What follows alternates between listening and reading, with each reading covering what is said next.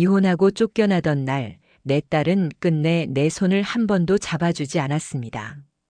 그 아이를 마지막으로 본 게 12살이었는데 22살이 된 지금 내 앞에 나타났습니다. 엄마, 이제야 알았어. 할머니 말 다 거짓이었어. 그 아이가 내 손에 쥐어준 한 통의 편지. 그 안에는 20년 전 우리 가족을 무너뜨린 진짜 범인의 이름이 적혀 있었죠. 안녕하세요. 사연사색입니다. 구독과 좋아요는 저희에게 큰 힘이 됩니다. 이제 사연 시작합니다. 제 이름은 한경희입니다. 올해 57, 전남 해남 땅끝 마을에서 조용히 미술학원을 운영하며 살아가고 있습니다. 서울을 떠나온 지는 20년이 넘었지만 지금도 가끔은 그곳에서 보냈던 날들이 꿈처럼 떠오릅니다. 이 이야기를 꺼내는 이유는요. 잊었다고 생각했던 한 사람이 얼마 전 제게 마지막 편지를 남겼기 때문입니다. 제 친정아버지와 전 시아버지께서는 대전 시장통 옆 뻥튀기 골목에서 작은 단팥빵 가게를 나란히 시작하신 분들이었습니다. 하루에 몇백 개씩 손수 팥을 삶아가며 굽던 시절부터 두 분은 생사고락을 함께한 사이였죠. 가게는 점점 커졌고 나중엔 대전 사람이라면 누구나 아는 제과제빵 회사로 성장하게 되었습니다.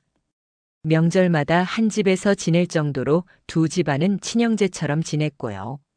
어릴 적부터 저보다 3살 많은 그 집 오빠와 함께 자라며 저는 자연스럽게 그 오빠와도 가까워졌습니다.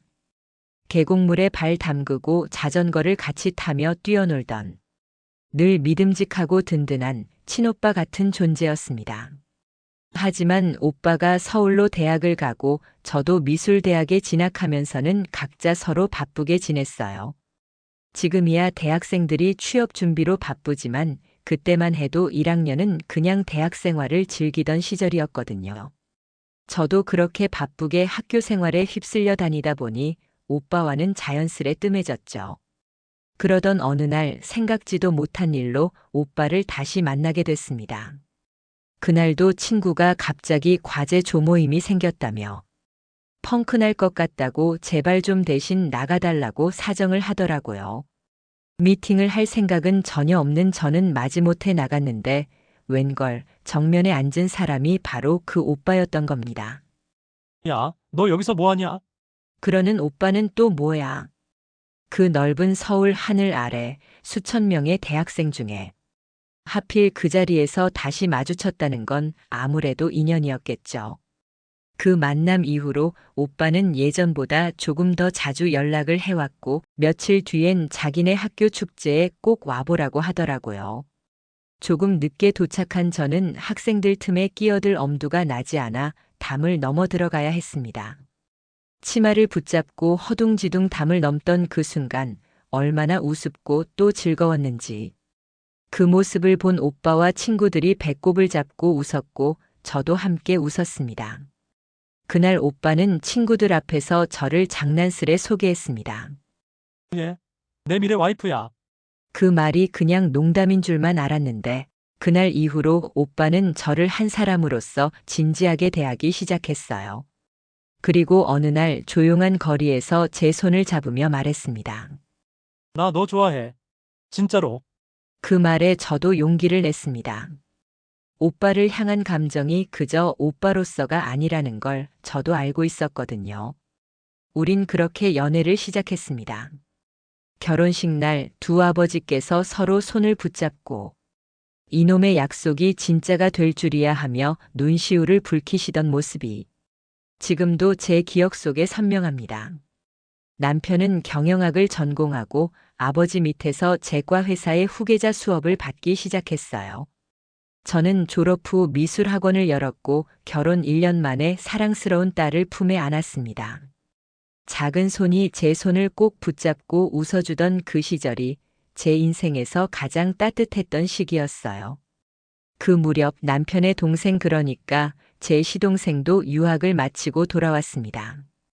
컬럼비아대 MBA까지 다녀온 엘리트였고 경영에 본격적으로 참여하기 시작했죠. 늦게 합류했지만 성실했고 적어도 겉으로 보기엔 늘 조용하고 차분한 사람이었습니다. 하지만 그 모든 평온함이 무너지는 데는 오래 걸리지 않았습니다.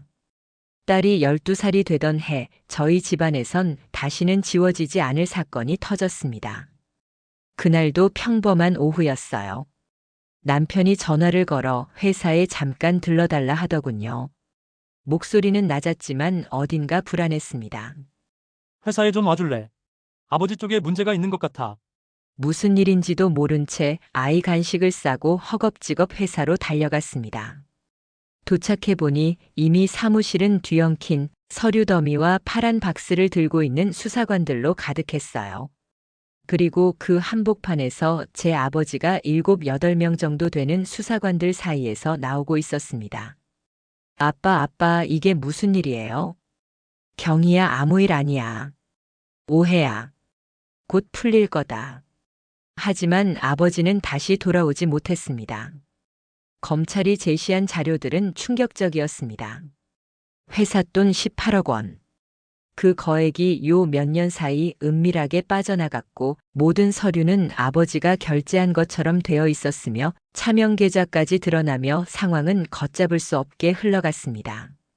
어떻게 된 일인지, 어떻게 이런 조작이 가능했는지 아무도 묻지 않았습니다. 그저 눈앞의 서류만 보고 사람들은 판단했고 단정했습니다. 아버지는 법정에서 시아버지를 향해 말했습니다. 형님 차명 계좌 같은 거 당치도 않아요. 그거 다 형님 모르게 누가 꾸민 짓이 분명해요. 형님 저를 잘 아시잖아요. 이럴 사람 아닙니다. 오해입니다. 하지만 시아버지는 싸늘한 표정으로 대답했습니다.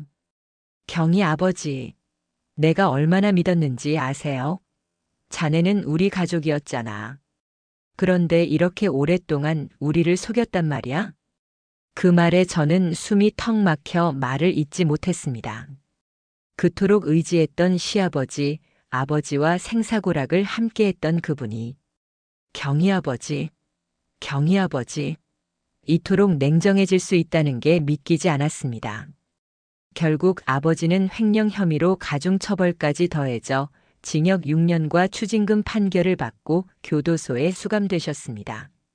그 이후 회사 경영권은 시아버지께로 넘어갔고 저희 가족은 누명을 쓴 죄인 취급을 받기 시작했죠. 처음엔 시댁 식구들도 당황해 보였습니다. 하지만 시간이 지날수록 그들의 눈빛엔 분노와 실망만 남아 있었습니다. 어떻게 우리를이라는 말이 입가에 맴도는 듯 했죠. 시동생 민우는 미국에서 브랜드 런칭하는 프로젝트로 그제서야 조용히 복귀했습니다. 다들 사건 정리에만 바쁘다 보니 그의 움직임에 의심을 가질 틈도 없었죠. 하지만 돌아보면 그 조용함이 더 의심스러웠습니다. 도련님은 경영 보고서 정리를 자처했고 수많은 결제 서류와 장부들을 혼자 들여다보곤 했습니다. 아무도 묻지 않았습니다. 그 일은 모두 우리 아버지의 몫이었으니까요. 저는 점점 혼자라는 느낌에 빠져들었습니다. 남편에게 조심스레 말해봤습니다. 오빠 나 믿지? 아빠도 절대 그럴 뿐 아니야. 제발 같이 알아봐줘. 하지만 남편은 고개를 숙였습니다. 나도 믿고 싶어. 근데 지금 상황이. 그 말은 곧 더 이상 엮이고 싶지 않다는 뜻이었습니다. 우리는 그렇게 조금씩 멀어졌습니다. 엄마는 서울과 대전을 오가며 백방으로 발을 뻗었고 지인들에게 무릎 꿇고 기자에게도 제보해 보았지만 그 누구도 귀를 기울이지 않았습니다. 결국 어느 날 엄마가 시댁으로 찾아가 오열하셨습니다. 우리가 함께 장사 시작했던 사이잖아요. 함께 반죽 만들어 빵 팔던 그 시절 잊으셨어요? 지금 경희한테 그리고 지우한테 이러면 안 되잖아요. 그 말에 시어머니가 눈을 감고 저를 보며 말하셨습니다. 경희야 우리도 너무 힘들다. 손녀 앞에서 이런 갈등 더 이상 보여줄 수가 없어서 그만 정리하자. 이쯤에서 그건 이혼 제안이었습니다. 남편은 아무 말도 하지 않았습니다. 아니, 마치 기다렸다는 듯 고개를 끄덕였습니다. 우리 정리하자. 너도 힘들고 나도 이제는 더는 못 버티겠어. 나쁜 놈. 비겁한 놈. 이라고 말하고 멱살이라도 잡을 걸 그랬을까요? 오빠의 한마디로 제 결혼 생활은 게임아웃 되었습니다. 딸아이 양육권은 시댁이 가져갔고 저는 아이도 제대로 챙겨주지도 못한 채 쫓겨나듯 그 집을 나왔습니다. 아버지는 결국 감옥 안에서 생을 마감하셨습니다. 억울함을 호소하며 쓰러졌고 엄마는 그 충격에 병까지 얻으셨습니다. 저는 엄마와 함께 5만 정 떨어진 도심을 떠나 땅끝 마을로 내려왔습니다. 그림을 그리고 아이들을 가르치며 겨우겨우 살아냈습니다. 그리고 몇 년 후 그 사람 제 전 남편이 세상을 떠났다는 연락을 받았습니다. 남편이 세상을 떠났다는 소식을 들었을 때 사랑했던 사람이라 부르기도 애매한 그 이름이 왜 그리 마음 한켠을 무겁게 짓누르는지 스스로도 알 수 없었습니다. 장례식에 가고 싶었습니다. 하지만 시어머니와 민우는 지난날의 이야기를 꺼내며 반대했습니다. 내가 여길 왜 오냐는 말 한마디면 충분하다는 듯 말이죠. 저는 남의 집 장례식장에 억지로 들이닥쳐 소란을 피울 생각은 없었기에 조용히 마음만 보내고 돌아섰습니다. 그날 이후로도 저는 학원에서 조용히 아이들을 가르치며 하루하루를 보냈습니다. 그러던 어느 날 수업 중 문이 조용히 열렸습니다. 뒤돌아보는 순간 저는 그 자리에 얼어붙을 수밖에 없었습니다. 20년 전 마지막으로 본 12살짜리 내 딸 지우가 이제는 다 큰 아가씨가 되어 눈물을 머금은 채 저를 바라보고 있었습니다. 엄마, 단 한마디였지만 그 말에 저는 무너졌습니다.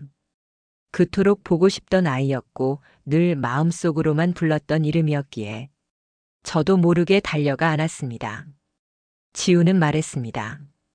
엄마, 나 이제야 알았어. 할머니가 그동안 한 말 전부 거짓이었더라고. 그 아이는 지금껏 시어머니에게 내 엄마는 널 버린 사람이라는 말을 들으며 자랐고 제가 딸 생일마다 편지와 선물을 보냈다는 사실도 최근에야 알게 되었다고 했습니다.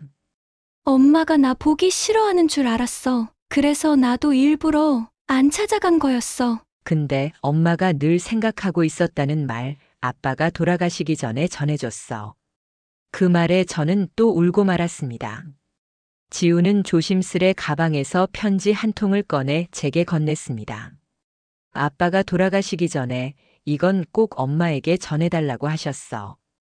그 편지는 장 변호사를 통해 전달된 거였고 그 안에는 남편이 숨기고 있던 진실이 고스란히 적혀 있었습니다. 바로 제 아버지에게 죄를 뒤집어 씌운 사람, 진짜 범인은 바로 시동생 민우였다는 것. 그리고 남편은 그 사실을 알고도 말하지 못했던 죄책감에 시달리다가 결국 마지막 순간에야 이 모든 진실을 정리해 장 변호사에게 맡겼던 것이었습니다. 그 편지를 읽고 나서야 저는 다시 일어설 수 있었습니다. 그리고 제 아이 지우와 함께 이제는 정말로 진실을 바로 세울 준비를 하게 된 거죠. 서울로 올라가는 길은 낯설고 무거웠습니다. 이제 와서 무엇을 할 수 있을까 싶다가도 적어도 제 아버지를 위해선 그리고 제 딸을 위해선 피하고만 있을 수는 없었습니다. 장 변호사님께 받은 자료는 상상 이상이었어요. 민우가 회사 내부 자금을 빼돌린 정황, 고의로 조작된 세금 계산서, 그리고 제 아버지 서명을 도용한 장부들까지 하나같이 선명했고 그 안엔 분명히 누가 죄인인지를 말해주는 증거들이 담겨 있었습니다. 서울에 도착하자마자 저는 그 집 앞으로 향했습니다. 20년 전 딸아이 얼굴 한 번 보지 못한 채 나왔던 그 현관문 앞. 그때와 달라진 건 철문 대신 새로 달린 디지털 도어락뿐이었습니다. 인터폰을 누르니 낯익은 목소리가 들려왔습니다. 누구세요? 잠시 숨을 고르고 저는 말했습니다. 저예요. 한경이에요. 문이 열렸습니다. 거실엔 시어머니와 민우가 앉아 있었고 딸아이 지우도 있었습니다. 지우는 저를 보자 깜짝 놀란 듯 눈을 동그랗게 떴고 시어머니는 한숨부터 내쉬셨습니다. 경희야, 왜 이제 와서? 저는 가방에서 조심스레 서류 봉투를 꺼내 올려놨습니다. 이거 보셔야 할 것 같아서요. 20년 전 제 아버지를 죄인으로 만든 진짜 이유가 이 안에 있습니다. 민우는 순간 눈빛이 흔들리더니 곧 태어난 척 말했습니다. 지금 와서 그런 걸 들고 온다고 뭐가 달라지는데요? 적어도 진실은 남겨야죠. 적어도 우리 아이에겐 외할아버지가 어떤 사람이었는지 알려줘야 하니까요. 지우는 저와 민우 사이를 번갈아 보다 말했습니다. 엄마, 이게 정말이에요? 우리 가족이 삼촌 때문에 불행하게 산 거예요?